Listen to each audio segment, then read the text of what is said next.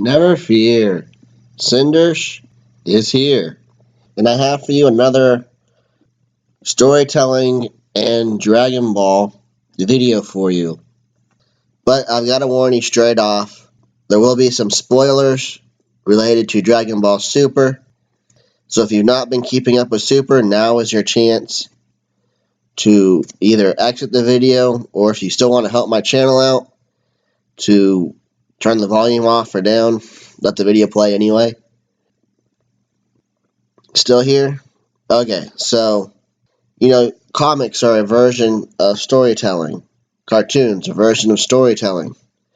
And with each new iteration of a comic or a cartoon, you get the same character, but told slightly differently. So you've got the Uncanny X-Men, you've got this X-Men, that X-Men, and in each one, Wolverine's portrayed differently. Scott Summers, Cyclops, is portrayed differently, and so on. Same thing with Spider-Man, the different Spider-Man series. Even movies do this. You've got Tim Burton's Batman, and you've got Nolan's Batman. You've got the old 80s Superman, and now you've got the new Superman, which is being used to fuel into the Batman vs. Superman movie, which is coming out soon, and the Justice League movies that are coming out. And they're very different versions of Superman. And the two Batmans are pretty different. You look at the new Turtles versus the old Turtles, they're pretty different.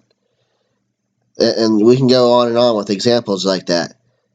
And in Dragon Ball Super, if they were to be consistent with their characters within Super, I might even be okay with that. Because, for a lot of us, we're kind of almost now treating Super as if it's its own side story instead of a continuation of canon anymore. Maybe it's supposed to be. It should be considered canon, but picking up where Dragon Ball Z left off. However, there are so many problems with the story, it's almost better to treat it like a side story.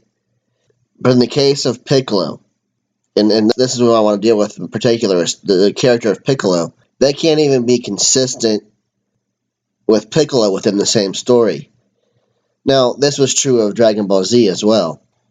His regenerative powers constantly change back and forth on what he can regenerate from.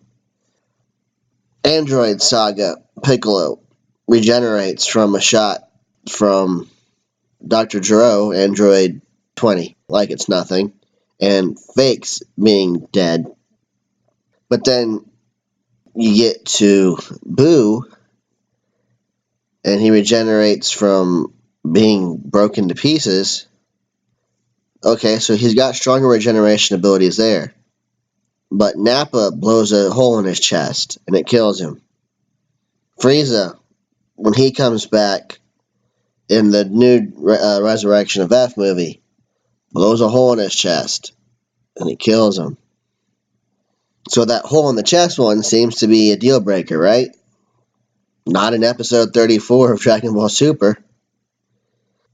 Because here, he gets that hole blasted in his chest by Frost, and he heals himself. He heals himself. You get this cool magical filling back in of the skin on both sides of him from this hole shot into his chest. Okay, make up your mind, Toei. Can he or can't he heal from a shot to the chest like that? Is there something different between Frost's blast and Nappa's and Frieza's blast?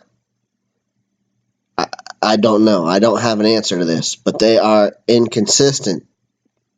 Unlike the comics where one version of Logan's healing abilities will be consistent throughout that whole comic, but then it may be different in another comic. They can't even keep it consistent within the same story. It's almost like they change it from saga to saga. And even then, I'm not sure about it. Because although Piccolo does survive, everyone thought he was dead when Cell knocks him a good one. So it's confusing what kills Piccolo, for one thing. And then also, what can he regenerate from? Certainly he can be healed Dende's healed him a couple times from being severely injured, but what actually kills Piccolo? Some things seem to, but we have no consistency there. It was starting to look like a consistent blast to the chest would always kill him, but then this time that didn't happen. So while usually I like to make positive statements about how storytelling is being done well in Dragon Ball Super, this time I have to say Toei screwed up. They're being inconsistent within their own story about what Piccolo can and can't do in terms of healing himself. Well, that's really all I had to say for this video. I hope you will like it. Please check out my other content. Subscribe to my channel if you have not done so. This is Super Saiyan 7 Cindersh, and I will be back with more content in the very near future. Thank you for watching. Dragon Ball, Dragon Ball Z, Dragon Ball GT, Dragon Ball Super are property of Funimation, Viz TV, Fuji TV, Toei Animation, and Dragon Ball Z Abridged is the property of Team 4-Star. Of course, all of it, the initial creator for them was Akira Toriyama. Please check out their content.